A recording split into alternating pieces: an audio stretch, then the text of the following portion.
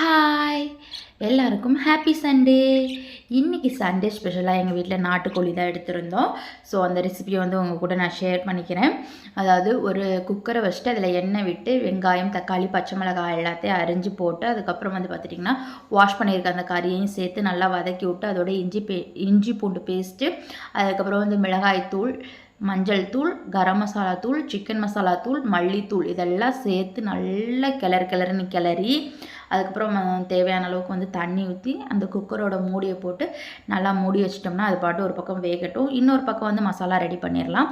அதாவது ஸ்டார் பூ, பட்டை, ஏலக்காய், லவங்கம், அதுக்கப்புறம் பிரியாணி இலை, அதோட வந்து ஜீரகம், மிளகு, சோம்பு இது எல்லாத்தையும் வந்து சேர்த்து நல்லா பொன்னிறமாக பார்த்துட்டிங்கன்னா வறுத்து ஒரு பிளேட்டுக்கு மாற்றிட்டு அதே பேனில் வந்து பார்த்துட்டிங்கன்னா தக்காளி, வெங்காயம், அதுக்கப்புறம் தேங்காய் வந்து கொஞ்சம் இது எல்லாத்தையும் சேர்த்து பூண்டு இது எல்லாத்தையும் சேர்த்து நல்லா ஃப்ரை பண்ணிக்கிட்டேன். அதாவது நான் இன்றைக்கி வந்து 3 பேர்த்துக்கான அளவு 3 நேரத்துக்கு வந்து எடுத்து செஞ்சுருக்கேன்.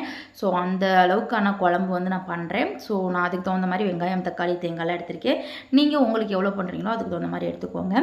ஸோ அதுக்கப்புறம் அந்த வறுத்து வச்சுருக்க அந்த இதெல்லாம் இருக்கு இல்லையா ஸ்பைசஸ், அதெல்லாம் வந்து அரைச்சிட்டு அதுக்கப்புறம் அதே ஜாரில் வந்து பார்த்திட்டிங்கன்னா இந்த வெங்காயம், தக்காளி இதெல்லாம் வதக்கி வச்சுருக்கோம் இல்லையா, ஸோ அதையும் அரைச்சிட்டு குக்கர் விசில் வந்ததுக்கப்புறம் அதை விசிலெலாம் அடங்கினதுக்கப்புறம் இந்த அரைச்சி வச்சுருக்க இதெல்லாம் சேர்த்து பேஸ்ட்டெல்லாம் சேர்த்து அதுக்கப்புறம் ஃபைனலாக அந்த தூள் அரைச்சி வச்சுருக்கோம் இல்லையா அதையும் நல்லா போட்டு கொஞ்சோண்டு புளி ஊற்றி கொதித்து அந்த ஸ்டாப் பண்ணுற ஸ்டேஜில் வந்து பார்த்திங்கன்னா கருவேப்பிலை, கொத்தமல்லி, புதினா இது எல்லாத்தையும் போட்டுட்டு நல்ல ஒரு கொதி விட்டு அடுப்பு ஆஃப் பண்ணோம்னா உண்மையாலுமே வீடே மணக்கும்.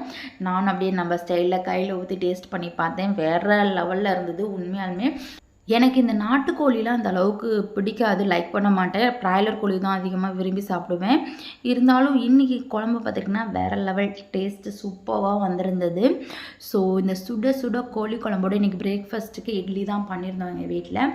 ஸோ அந்த மெத்துன்னு இருக்க இட்லி மேலே இந்த கோழி குழம்பை ஊற்றி அப்படியே மோந்து பார்க்கும்போது அப்படியே வாசம் ஆளையே தூக்குச்சு. ஸோ வாசமே இப்படி இருக்கே, சாப்பிடாம எப்படி இருப்பேன். ஸோ ஒரு வாய் அப்படியே எடுத்து அந்த குழம்போட முக்கி சாப்பிடும்போது அப்பா வேணுமா ட்ரை பண்ணி பாருங்கள். தேங்க்ஸ் ஃபார் வாட்சிங்.